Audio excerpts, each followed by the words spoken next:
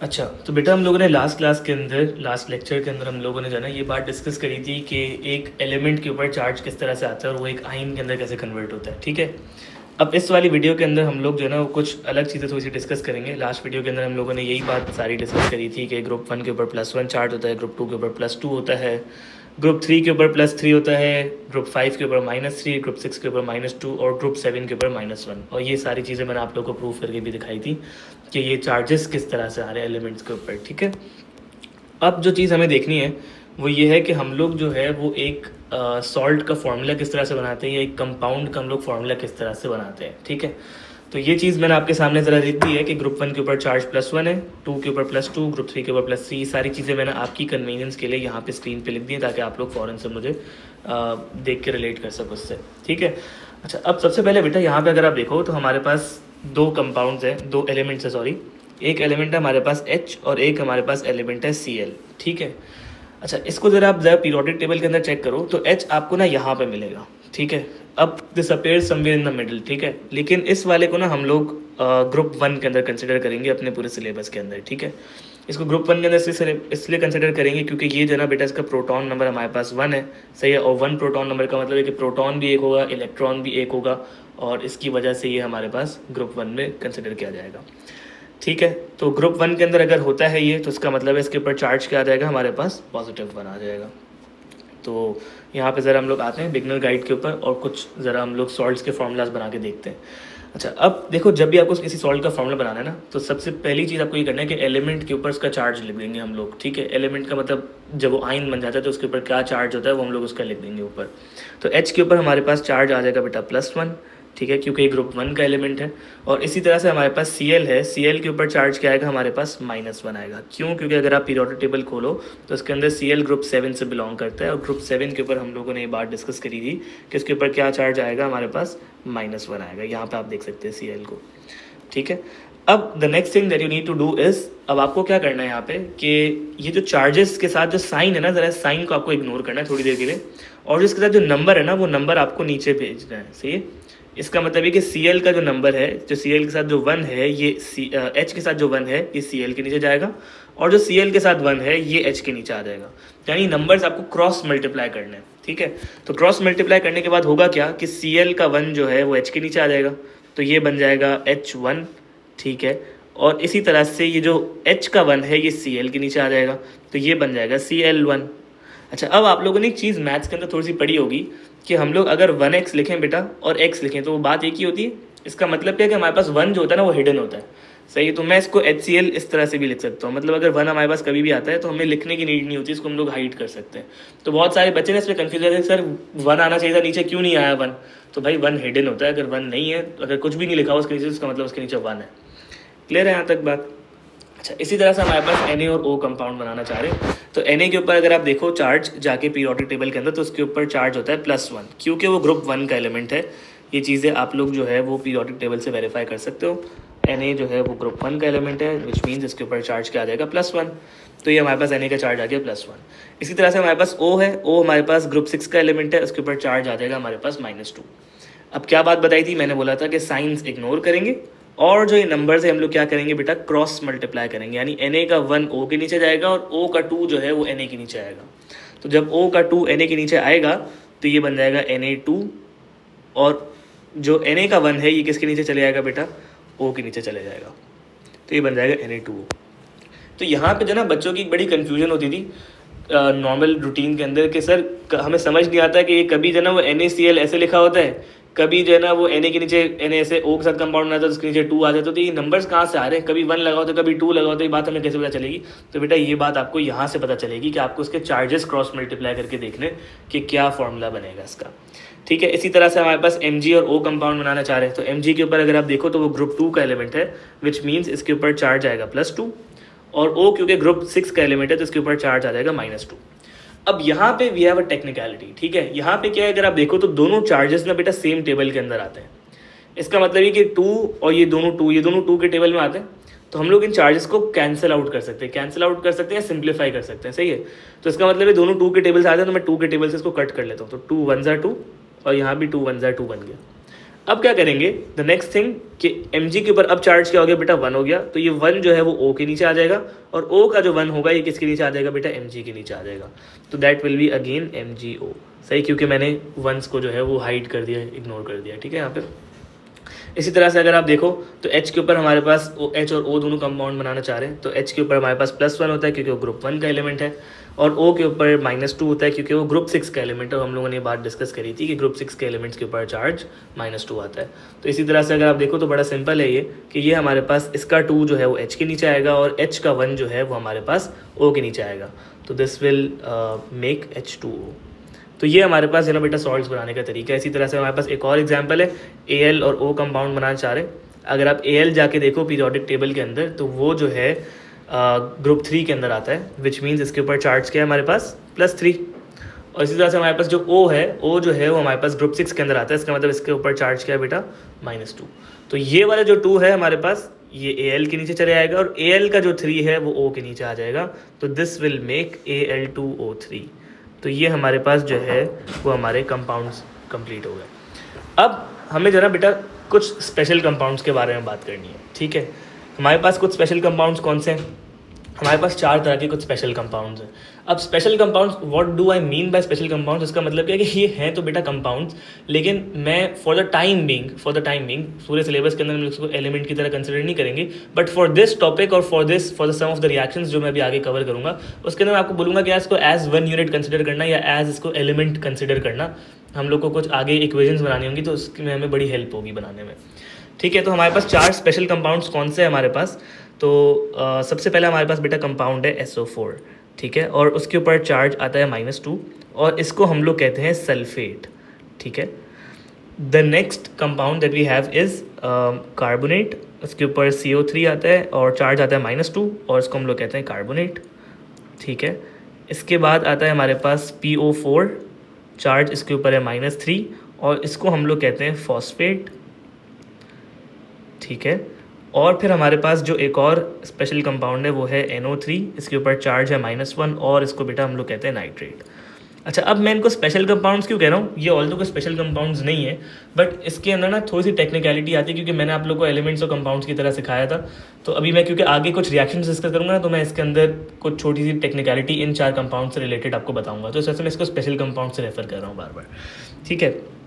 अब करना क्या हम लोगों को, अब देखो हम लोग ना इसको, मैंने अभी बोला था कि हम लोग इसको ना एज 1 एलिमेंट ट्रीट करेंगे। एज 1 एलिमेंट का मतलब ये कि हम समझेंगे कि यार ये SO4 ना एक एलिमेंट है, ऑल्दो ये एलिमेंट नहीं है, लेकिन हम इसको क्या समझेंगे कि SO4 क्या हमारे पास एक एलिमेंट है, और इस पूरे एलिमेंट के ऊपर यानी पूरे SO4 के ऊपर चार्ज -2 है।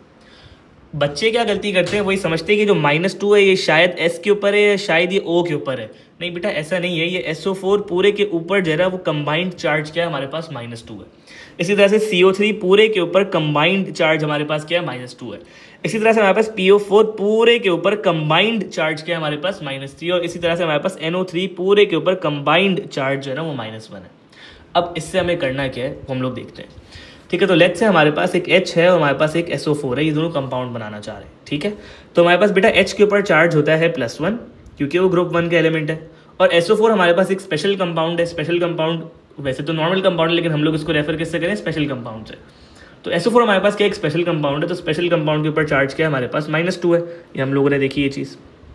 अब क्या करेंगे हम लोग, जो SO4 के ऊपर जो 2 था ये किसके नीचे आ जाएगा बेटा, H के नीचे, और जो हमारे पास H के ऊपर जो 1 था ये किसके नीचे आ जाएगा, SO4 के नीचे। तो इसका मतलब ये क्या बन जाएगा हमारे पास, H2SO4, ठीक है। अच्छा, अब बहुत सारे बच्चे इस एक बड़ी मिसकंसेप्शन है वो भी ज़रा समझ लेते हैं। बेटा ये जो 1 है ना, ये 1 जब ये 1 उधर जाता है ना तो ये पूरे SO4 से मल्टीप्लाई होता है, ठीक है। बच्चे समझते हैं कि ये 1 शायद ऐड हो जाता है या कुछ होता है, इस तरह से नहीं होता। ये जो 1 है ना ये पूरा SO4 से मल्टीप्लाई होगा। अब क्योंकि जब कोई भी चीज़ 1 से मल्टीप्लाई होती है तो हम उसको एज इट इज़ लिख देते हैं, तो इस वजह से मुझे कुछ करने की ज़रूरत नहीं पड़ी। लेकिन इसका मतलब क्या है कि जैसे SO4 के अंदर S हमारे पास 1 था और O हमारे पास 4 थे, ठीक है। तो जो 1 था ये पूरे से मल्टीप्लाई हो गया था, ठीक है। 1 इंटू S भी 1 रह गया, O भी 4 ही रह गए। अगर ये कोई और नंबर होता तो फिर इसके अंदर टेक्निकलिटी डिफरेंट होती, वो भी हम देखेंगे थोड़ी देर में, ठीक है। इसी तरह से हमारे पास एक और है कंपाउंड, Na बनाना चाह रहा है और NO3 दोनों मिलके जो है वो एक कंपाउंड बनाना चाह रहे हैं, ठीक है। तो Na हमारे पास बेटा उसके ऊपर चार्ज अगर आप देखोगे तो वो ग्रुप 1 का एलिमेंट है, उसके ऊपर +1 चार्ज होता है। इसी तरह से हमारे पास NO3 है, ये एक स्पेशल कंपाउंड है, इसके ऊपर चार्ज हमारे पास -1 आ जाता है। अब क्या करेंगे, बहुत सिंपल है, इसका जो 1 है वो Na के नीचे जाएगा और जो Na का 1 है वो किससे मल्टीप्लाई होगा, पूरे NO3 से। तो ये हमारे पास क्या बन जाएगा बेटा, NaNO3। I hope you guys are getting it. ठीक है, कि किस तरह से मैं चार्जेस क्रॉस मल्टीप्लाई कर रहा हूँ और फिर आपके सामने कंपाउंड्स बन रहे हैं। ठीक है, इसी तरह से हमारे पास Ca है एक एग्जांपल और SO4 है, ये दोनों कंपाउंड बनाना चाह रहे हैं। Ca अगर आप देखोगे तो वो ग्रुप 2 का एलिमेंट है तो +2 चार्ज आ जाएगा। SO4 हमारे पास एक स्पेशल कंपाउंड है तो इसके ऊपर -2 चार्ज आ गया।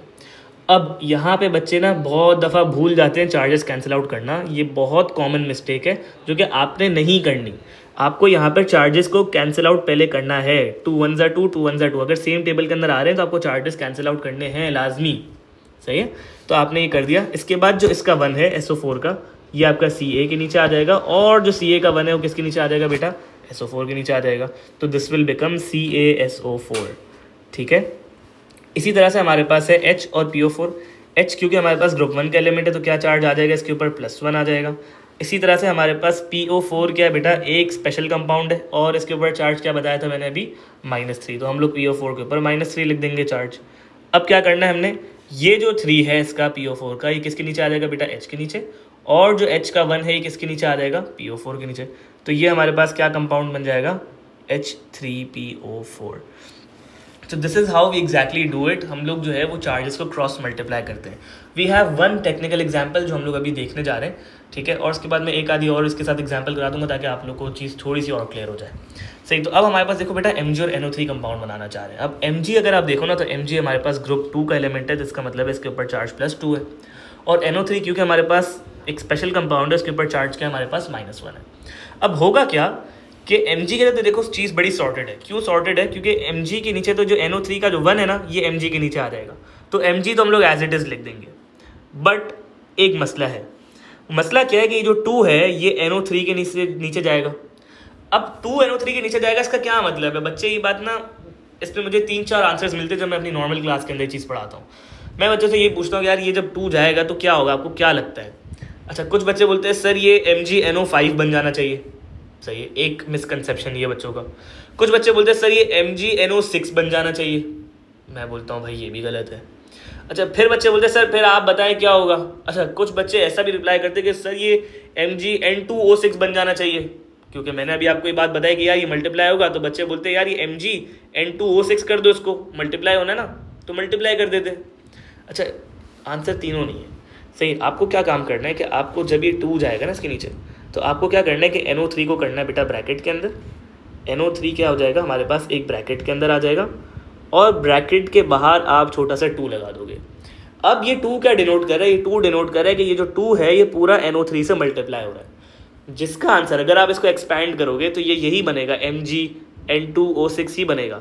बट हमारी नीड नहीं है कि हम उसको एक्सपैंड करके लिखें, हम इसको इस फॉर्म के अंदर छोड़ देंगे और हमारा ये आंसर बिल्कुल कम्प्लीटली फाइन है, इसके अंदर कोई इशू नहीं है।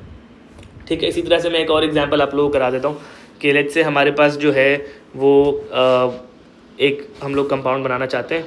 लेट्स से Ca हमारे पास है और हमारे पास PO4 है, ये दोनों कंपाउंड बनाना चाहते हैं। सही है, एक एग्जांपल है। तो Ca के बेटा हमारे पास क्योंकि ग्रुप 2 का एलिमेंट है तो इसके ऊपर +2 चार्ज आ जाएगा। PO4 हमारे पास ग्रुप 3 का एलिमेंट है तो इसके ऊपर -3 आ जाएगा। अब इसको बड़ा ध्यान से करना, इसको बड़ा सुकून से करना। सबसे पहले देखो हम लोग Ca का काम कर लेते हैं। Ca लिखता हूँ मैं। अब Ca के नीचे आप देखो तो ये 3 है, क्योंकि ये दोनों कैंसिल आउट भी नहीं हो रहे किसी सेम टेबल से। तो जो PO4 का जो 3 है किसके नीचे आ जाएगा बेटा, Ca के नीचे आ जाएगा। तो ये क्या बन जाएगा हमारे पास, Ca3। इसी तरह से हमारे पास ये जो Ca का जो 2 था ये PO4 से मल्टीप्लाई होगा, तो इसको एक्सपैंड नहीं कर देना, इसको P2O8 लिख देना, ना इसको PO6 लिख देना, इस तरह से नहीं करना। ठीक है, हमें क्या करना है, हमें PO4 को ब्रैकेट में करना है और चुपचाप इसके नीचे जो ना वो एक छोटा सा 2 लगा देंगे और हमारा काम सॉर्टेड है, हमें और कोई काम नहीं करना। ठीक है, तो इस तरह से हमारे पास सॉल्ट्स के जो ना फॉर्मूलाज बनते हैं।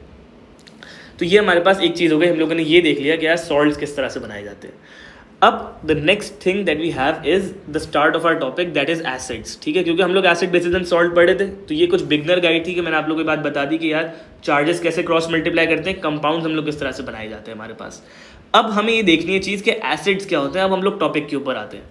अच्छा बेटा, अब जो एसिड हमारे पास चीज़ होती है ना, वो एक ऐसी चीज़ होती है जिसके अंदर H+ आइंस की प्रेजेंस होती है। इसका मतलब क्या है? इसका मतलब सिंपल सी बात है कि एसिड एक ऐसा सब्सटेंस है कि जिसको मैं जब पानी के अंदर डालूंगा ना, जब इसको मैं पानी के अंदर डिजोल्व करूंगा या किसी एक्वस सोल्यूशन के अंदर डिजोल्व करता हूँ, तो वो जो है ना वो H+ आइंस प्रोड्यूस करेगा।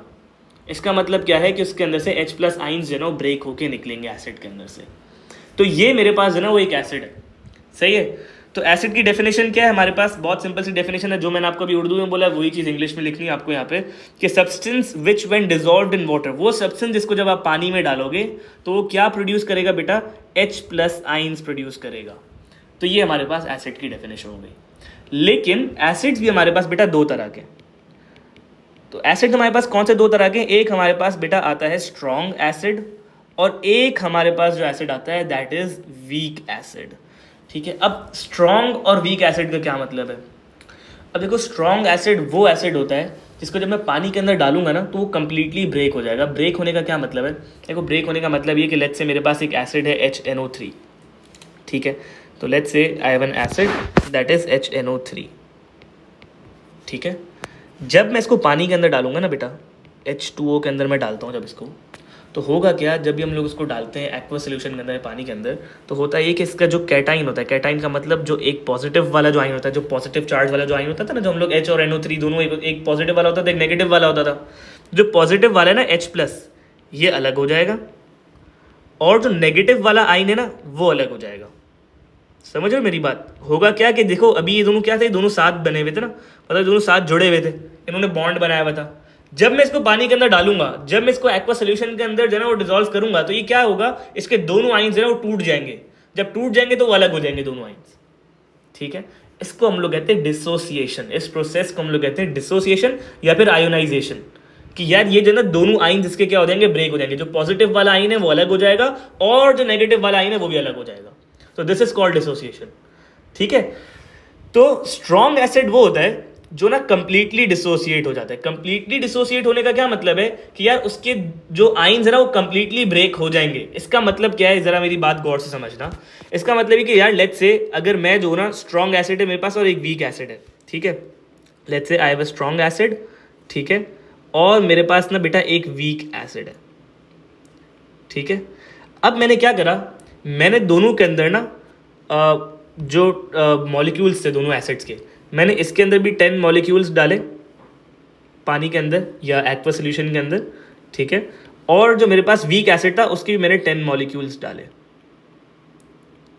ठीक है, जो मैंने डाले। जब स्ट्रॉन्ग एसिड होगा ना, स्ट्रॉन्ग एसिड का मतलब है वो कंप्लीटली डिसोसिएट हो जाएगा। कंप्लीटली डिसोसिएट होने का मतलब है कि उसके सारे मॉलिक्यूल्स है ना वो ब्रेक डाउन हो जाएंगे।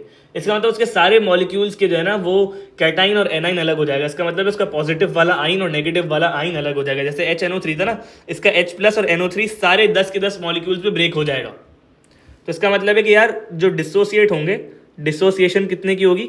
यहाँ पे जो है ना डिसोसिएशन 10 के 10 मॉलिक्यूल्स की हो जाएगी, 10 आउट ऑफ 10 मॉलिक्यूल्स, ठीक है। लेकिन वीक एसिड जो है ना हमारे पास, वीक एसिड ना बेटा पार्शियली डिसोसिएट हो जाए। इसका मतलब क्या है कि ऑल्दो वो भी ब्रेक डाउन होगा, उसके अंदर भी H+ और NO3 अलग होंगे, लेकिन वहां पे एक टेक्निकलिटी कि लेट्स से अगर मैंने 10 डाले ना, तो 10 में से 10 जो है ना वो डिसोसिएट नहीं होंगे। उसमें से हो सकता है 6 डिसोसिएट हो जाए, उसमें से हो सकता है 5 डिसोसिएट हो जाए, उसमें से 4 हो जाए, मतलब सारे ही नहीं होंगे डिसोसिएट। तो वीक एसिड वो होता है कि जिसके अंदर जो है ना वो लेस देन 10 जो है ना, मतलब लेस देन 10 का मतलब है कि यहाँ पे मैंने डाली 10 मॉलिक्यूल से, तो यहाँ पे डिसोसिएट जो है ना वो 10 से कम ही होंगे। सारे डिसोसिएट नहीं होंगे, पार्शियल डिसोसिएशन होगी वहाँ पे, या पार्शियल आयोनाइजेशन होगी। समझ आ रही है बात? तो ये हमारे पास वीक एसिड और हमारे पास स्ट्रॉन्ग एसिड की डिफरेंस है। स्ट्रॉन्ग एसिड और वीक एसिड का डिफरेंस है।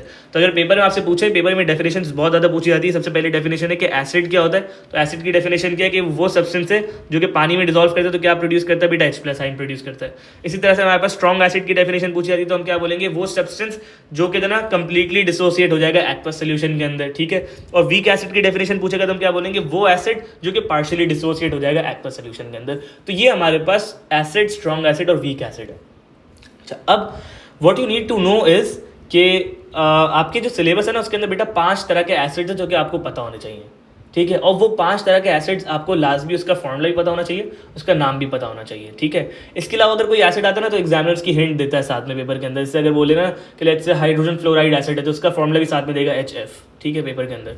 तो जो 5 एसिड्स जो अभी मैं बता रहा हूँ वो आपके लिए बड़े इंपॉर्टेंट है, आपको जानना, ठीक है। इसके अलावा हमारे पास जो एसिड्स आएंगे हम लोग सिलेबस के अंदर या तो साथ साथ देखते रहेंगे या फिर हम लोग जो है वो अपने जब टॉपिकल्स प्रैक्टिस करेंगे तो वो सामने आ जाएंगी चीज़ें, ठीक है।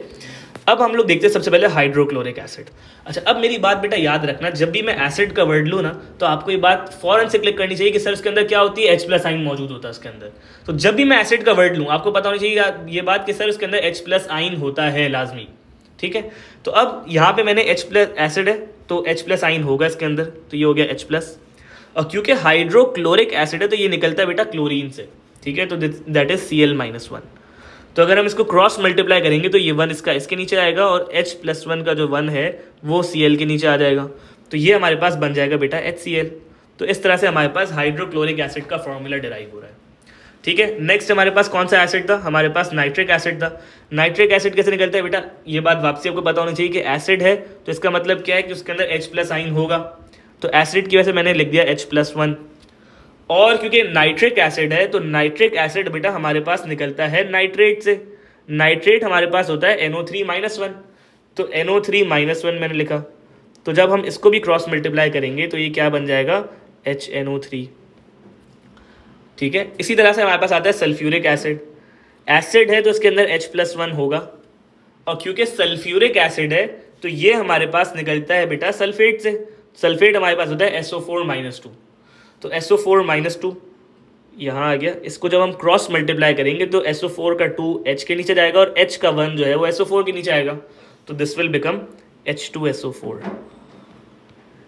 इसी तरह से हमारे पास फॉस्फोरिक एसिड है, तो फॉस्फोरिक क्योंकि एक एसिड है तो इसके अंदर H+1 होगा लाजमी, और फॉस्फोरिक है तो इसका मतलब ये किससे निकलेगा बेटा, फॉस्फेट से। जब फॉस्फेट से निकलेगा तो दैट इज PO4-3, ठीक है, तो PO4-3। अब क्या होगा कि जो 3 है इसका ये H के नीचे जाएगा और जो ये 1 है ये PO4 के नीचे आएगा, तो that will make H3PO4। And the last acid that we need to know is carbonic acid, ठीक है। अब कार्बोनिक एसिड में क्या होता है, क्योंकि वो एसिड है तो एक तो H+1 आ जाएगा उसके अंदर, और क्योंकि कार्बोनिक है तो ये किससे निकलता है बेटा, कार्बोनेट से, ठीक है। तो कार्बोनेट इज CO3-2, तो ये हमने CO3-2 लिखा। अब क्या करेंगे, जो CO3-2 ये 2 H के नीचे जाएगा और जो ये H का 1 है ये CO3 के नीचे आएगा, तो दैट विल मेक H2CO3। तो ये हमारे पास बेटा कार्बोनिक एसिड है। तो these are the 5 acids that you need to know for a paper, ठीक है। तो ये आपको चीज़ें पता होनी चाहिए। अब मैं चाहता तो मैं आप लोगों को बोलता बेटा इसको रट्टा लगा लो या इसको जो ना वो याद कर लो, लेकिन मेरा एक परसेप्शन ये कि आपको एक बात पता होनी चाहिए कि यार ये जो एसिड्स हैं किस तरह से डिराइव हो रहे हैं, तो यू शुड नो कि यार ये किस तरह से बने, ताकि अगर आप पेपर में भूल भी जाओ तो आप उसको क्रॉस मल्टीप्लाई करके एसिड खुद निकाल लो, ठीक है। तो this was all about our lecture 2। इंशाल्लाह फिर हम लोग नेक्स्ट वीडियो के अंदर बाकी चीज़ें कवर करते हैं।